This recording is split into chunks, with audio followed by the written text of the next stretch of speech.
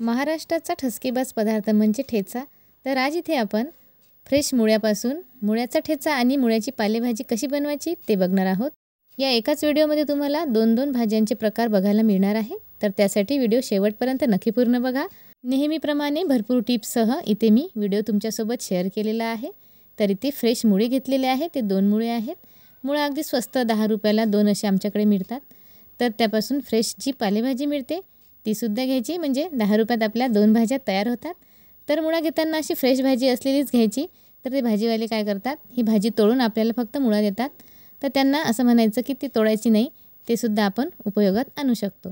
तर याप्रमाणे मुळ्याला मी असं तोडून घेतलं आणि भाजी वेगळी केली, मुळा वेगळा केला आणि मुळे बाजूला ठेवून दिलेले आहेत। तर आधी आपण पालेभाजी बघणार आहोत। त्यासाठी अशी पालेभाजी पूर्ण तोडून घ्यायची। ही पालेभाजी थोडीशी अशी जाडसर असते, तर याला मी असं तोडून घेतलेलं आहे। आता याला असं तुकड्यांमध्ये मी छान तोडून घेतलं। आता याला आधी स्वच्छ करायचं, कारण ते थोडंसं धूळ वगैरे लागलेली असते त्याला। तर मी याला स्वच्छ पाण्याने असं धुवून घेतलं। याचं पाणी निथळून घ्यायचं आणि नंतर याला असं बारीक कापून घ्यायचं। तर इथे मी सुरीच्या सहाय्याने असं याला बारीक कापलं। मुळ्याची ही पालेभाजी तयार करण्यासाठी इथे मी मध्यम आकाराचा एक कांदा बारीक कट करून घेतला आणि 2 लाल मिरच्या घेतलेल्या आहेत। कुठलीही हिरवी पालेभाजी करताना लालच मिरच्या वापरायच्या, त्यामुळे जेव्हा आपण भाजी खातो तर त्या मिरच्या आपण वेगळ्या काढू शकतो। जर हिरवी मिरची वापरली तर आपण हिरवी मिरची आपल्या खाण्यात जाईल आणि तिखट लागेल। तर याप्रमाणे थोडंसं जिरं घालून घेतलं आणि कांदा मिरच्या व्यवस्थित परतून घ्यायच्या। तर ही पालेभाजी मी लोखंडी तव्यावर करत आहे। लोखंडी तव्यावर पालेभाजी केली तर त्यात लोहाचं प्रमाण जे असते ते आपल्या शरीरामध्ये जाते। तर कधी तरी अशा पद्धतीने या तव्यावर भाज्या करायच्या। टमाट्याची चटणी जरी केली तरीसुद्धा चालेल। तर आता हळद घालायची आणि थोडंसं धने पावडर, गरम मसाला घालून घ्यायचा। चवीपुरतं मीठ घालायचं, मीठ बघूनच घालायचं, कारण पालेभाजी जरी आपल्याला ही जास्त दिसत असेल तर शिजल्यानंतर ही थोडीशी कमी होते त्यामुळं, कारण भाजी जर खारट झाली तर कोणी खायला बघणार नाही। कांदा आणि मिरची छान परतून झालेली आहे। तर आता यावर स्वच्छ केलेली ही भाजी घालून घ्यायची आणि भाजीला चांगलं असं परतून घ्यायचं। भाजी व्यवस्थित शिजवायची। भाजी शिजवताना याच्यावर आपल्याला झाकण ठेवायचं नाही। झाकण न ठेवताच आपल्याला ही भाजी शिजवायची आहे, म्हणजे याचा जो हिरवा रंग असतो, म्हणजे यामध्ये जे हरितद्रव्य असते ते कायम राहते आणि भाजीची चवसुद्धा मस्त लागते।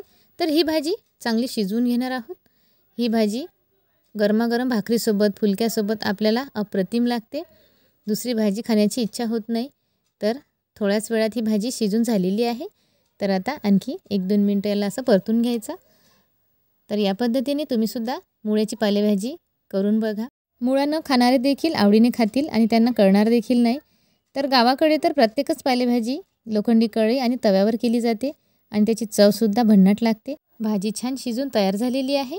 आता ह्या भाजीला मी एका सेपरेट प्लेटमध्ये काढून घेणार आहे। तर गरमागरम भाजी मी एका प्लेटमध्ये काढून घेतली। आता ही अशीच आपण खाऊ शकतो किंवा वरण भातासोबत तोंडी लावण्यासाठी ही भाजी खाऊ शकतो आणि ह्या भाजीमुळे आपल्या तोंडाची चव देखील बदलणार आहे। तर ही भाजी तुम्हाला कशी वाटली नक्की कळवा आणि व्हिडिओला एक लाईक करायला विसरू नका। चॅनलवर नवीन असाल तर चॅनलला सबस्क्राईब करा। तर आता आपण लगेच दुसरा प्रकार बघणार आहोत। तर आता आपण मुळ्याची चटणी कशी बनवायची ते बघू। तर मगाशी पालेभाजीपासून आपण मुळे वेगळे केलेले होते, तेच हे मुळे आहेत। याला मी छान स्वच्छ धुतलेलं आहे। आता या मुळ्यावर जी साल असते ती काढणार आहोत, कारण या सालीमुळे या मुळ्याचा उग्र वास येतो। तर ही साल आपण आधी काढून घेऊ। तर सगळ्यात आधी या मुळ्याचे टोक असे सुरीच्या सहाय्याने मी कट करून घेतलेले आहे। आता लगेच साल काढून घेणार आहोत। तुम्ही मिरचीचा ठेचा खाल्लेला असेल, टोमॅटोचा ठेचा खाल्लेला असेल किंवा वांग्याचं भरीत किंवा ठेचा खाल्लेला असेल, भेंडीचा ठेचा खाल्लेला असेल, पण मुळ्याचा ठेचा तुम्ही कदाचित खाल्ला असेल किंवा नसेल, मला माहीत नाही, पण या पद्धतीने तुम्ही नक्की तयार करा। तर इथे मुळ्याची साल मी काढून घेतलेली आहे। 2 मिरच्या अशा बारीक कट करून घेतल्या, 5-6 लसणाच्या पाकळ्या आणि शेंगदाणेसुद्धा यामध्ये मी घातलेले आहे। चांगलं परतून घेऊ।